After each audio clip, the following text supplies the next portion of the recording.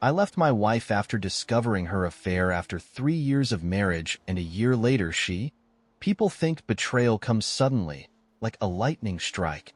Shocking, unexpected, devastating. But the truth? It creeps in quietly, little by little, like cracks in the foundation of a house. And by the time you realize how deep the damage goes, it's already too late to fix it. For 3.5 years, I thought I had a happy marriage. I thought Kathy and I were building something real, something that would last forever. But in the end, I was just another fool who trusted the wrong person. I met Kathy 5 years ago at a mutual friend's party. She was everything I ever wanted in a partner. Intelligent and driven, working her way up in the corporate world. Confident and charming, the kind of person who could walk into a room and make everyone feel at ease. Loving and affectionate, or at least, she used to be. We fell hard and fast. Late-night phone calls, weekend getaways, plans for the future, where we'd build a life together. And when I proposed to her 3 years ago, she said yes without hesitation. Or so I thought. The first 2 years of our marriage were great. We were both focused on our careers, but we still made time for each other. Date nights every Friday, weekend movie marathons, spontaneous trips when we needed a break from work. But then, something changed. It started small, so small that I barely noticed. She started working later and later. She began going out with coworkers more frequently. When I tried to plan things together, she'd say, "I'm too tired," or "maybe next weekend." At first, I thought it was just stress from work. We were both busy professionals. Life gets hectic, right? But deep down, something felt off. One evening, about 6 months before everything unraveled, I was cleaning out her car while she was at work. It was something I did every now and then, just a small gesture to help her out. And that's when I found it. A bra, shoved under the passenger seat. At first, I laughed. I thought, okay, weird. Maybe she changed at the gym and forgot about it. But then I noticed something else. It wasn't hers. Kathy never wore that size. I felt a sick feeling in my stomach, but I pushed it aside. I told myself, there has to be a logical explanation. So when she got home, I casually brought it up. Her reaction? Complete denial. She looked at it, frowned, and said, "That's not mine. Maybe it belonged to one of my coworkers?" We carpooled the other day. It sounded plausible. I wanted to believe her. So I did. And that was the moment I ignored the truth staring me in the face. From that point on, everything started to feel different. I started to notice all the little things I had been overlooking. She stopped initiating intimacy. Her phone became her most guarded possession. She seemed irritated whenever I asked about her day. And yet, when I tried to talk to her about it, she brushed me off. "You're overthinking, babe. Work is just stressful right now. I still love you. Why are you acting insecure?" So I pushed my doubts down. I reminded myself that marriage isn't always perfect. People go through phases. We were just going through a rough patch, right? Right? 3 months before I found out everything, I decided to make a real effort to reconnect with Kathy. I planned a surprise weekend getaway, just the two of us, away from work, away from distractions. I booked a cozy cabin, made reservations at a fancy restaurant, and even wrote her a heartfelt letter about how much she meant to me. But when I told her about it, she barely reacted. She gave me a forced smile and said, "That sounds nice, babe, but I have a work trip that weekend." And something in me just broke. It wasn't just the rejection. It was the way she didn't even try to hide her lack of interest. Like she was just going through the motions, waiting for something. Or someone. The night I finally saw the truth, Kathy came home late again. She had texted me earlier. "Work dinner is running long. Don't wait up." But something felt off. So when she finally walked through the door, I studied her. Her hair was a little messier than usual. Her lipstick was subtly smudged. And on her neck, there was a faint red mark. Something that looked a lot like a hickey. I didn't say anything. I just watched her lie to my face. "Sorry I'm late. Long meeting. I'm exhausted." I nodded, forcing a smile. "No worries. Get some rest." And in that moment, I made a decision. I wasn't going to fight for us anymore. I wasn't going to beg for answers.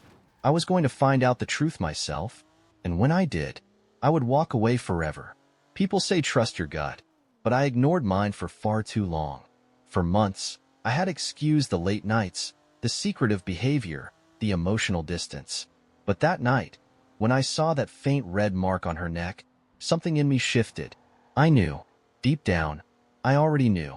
I just needed proof. And when I finally got it, it shattered everything. For years, Kathy had been a hard worker, always striving for promotions and networking opportunities. But lately, her work schedule had become impossible to ignore. She started coming home later than usual. She always had some new work trip lined up. She barely talked about her day anymore. When I'd ask about her long hours, she'd brush me off. You know how competitive my field is. If I don't put in the extra effort, someone else will. And sure, that made sense. At least, it did at first. But then, the little inconsistencies started piling up. One night, a month before everything unraveled, I was cleaning out her car like I always did. It was a small thing, something I liked doing to help her out. And that's when I saw it. A bra, stuffed under the passenger seat. At first, I thought, okay, maybe it's hers. But then I took a closer look. It wasn't her size, and it wasn't a brand she ever wore. Something wasn't right. When she got home, I casually brought it up. Her reaction? Instant defensiveness. Her eyes widened for half a second before she quickly smirked and said, "Oh, that? It's my coworker's. She changed before we went to the gym the other day and must have left it in the car. It was too quick, too rehearsed." And for the first time, I didn't believe her. After that, I couldn't shake the feeling that something was wrong. So I tried to pull her back in. I suggested we have a weekend getaway, just the two of us. I booked a nice hotel, made reservations at her favorite restaurant, even wrote her a heartfelt letter. And when I told her, she barely reacted. "Oh, babe, I can't. I have a work trip that weekend." Her excuse was too smooth, too rehearsed. And the worst part? She didn't even pretend to be disappointed, like she had already moved on in her mind. And that was when I realized. She wasn't just growing distant. She was pulling away completely. The night that sealed my fate, Kathy came home even later than usual. She sent me a text. "Work dinner is running long. Don't wait up." But I had heard this excuse before, and I had finally reached my breaking point. So I made a decision. I was going to follow her.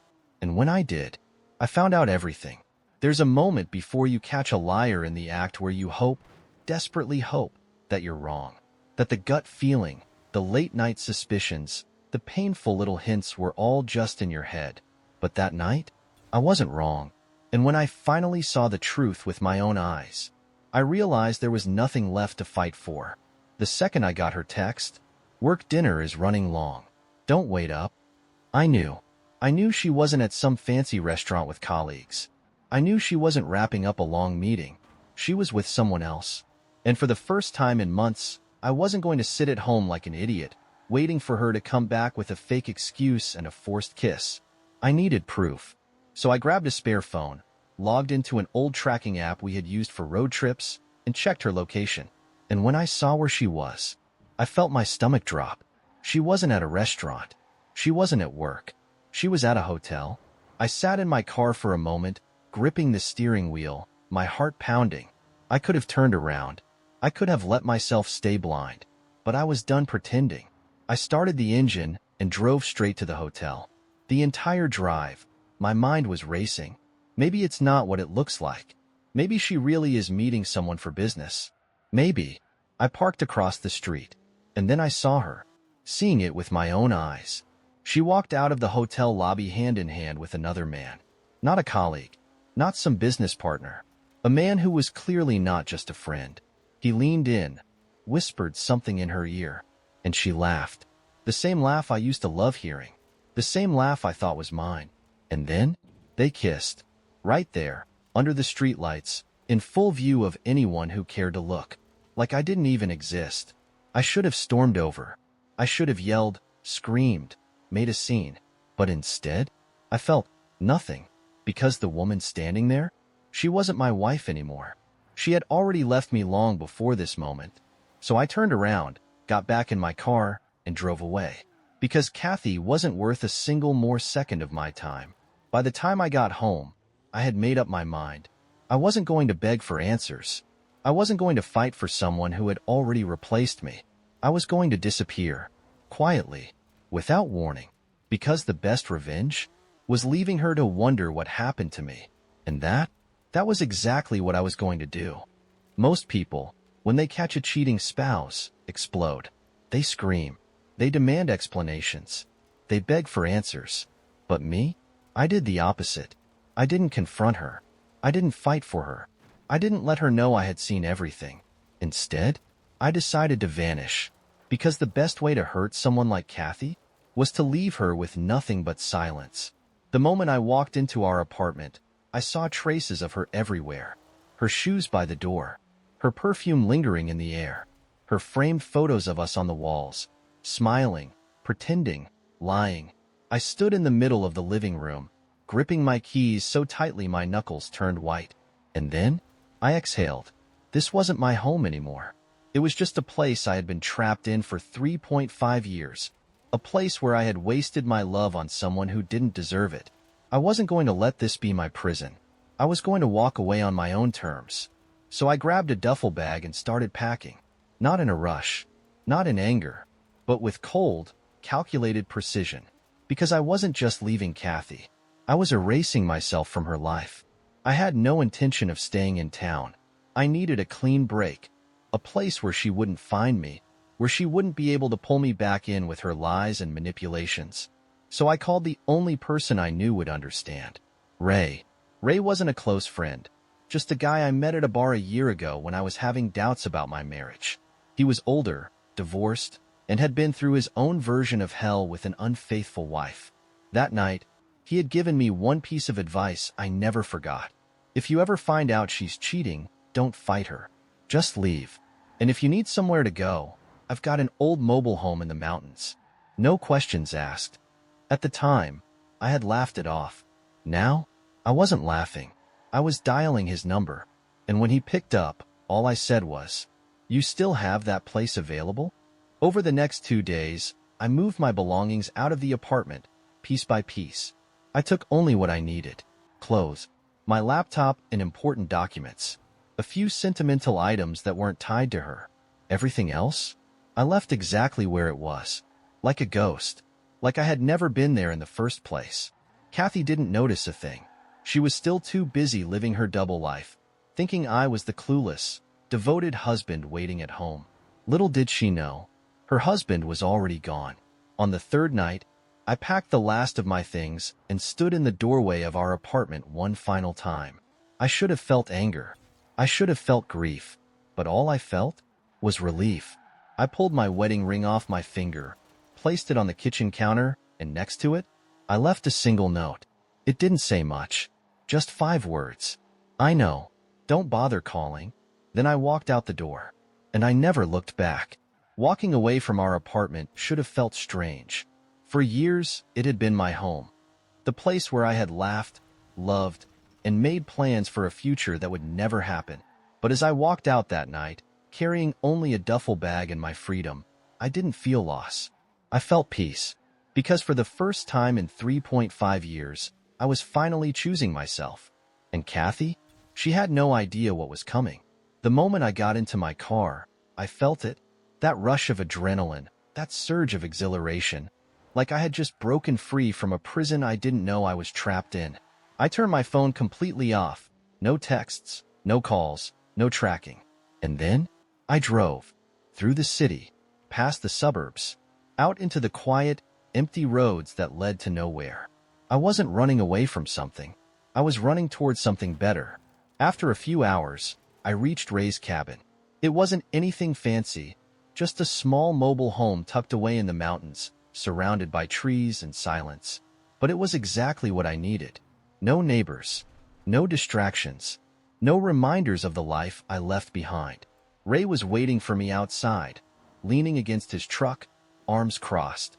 He took one look at me and nodded. "She cheated, didn't she?" I let out a dry chuckle. "Yeah, and I saw it with my own eyes." He didn't say sorry.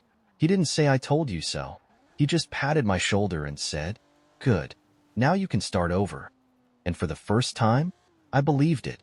I can only imagine what Kathy must have thought when she came home the next morning. She would have walked in, expecting to see me asleep in bed, waiting like a fool. Instead, she found an empty apartment. My clothes? Gone. My belongings? Vanished. And on the counter? Just my wedding ring and 5 simple words. I know. Don't bother calling. I wish I could have seen her face, because in that moment, she must have realized. She lost me forever. The moment Kathy realized I was gone, my phone started blowing up. 15 missed calls, 40+ text messages, voicemails filled with panic. At first, her texts were frantic. Babe, where are you? Please, let's talk.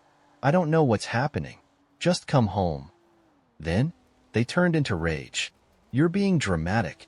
Just come home and talk like an adult. You're making a huge mistake walking away over nothing. If you don't come back, don't expect me to wait for you. And finally, desperation.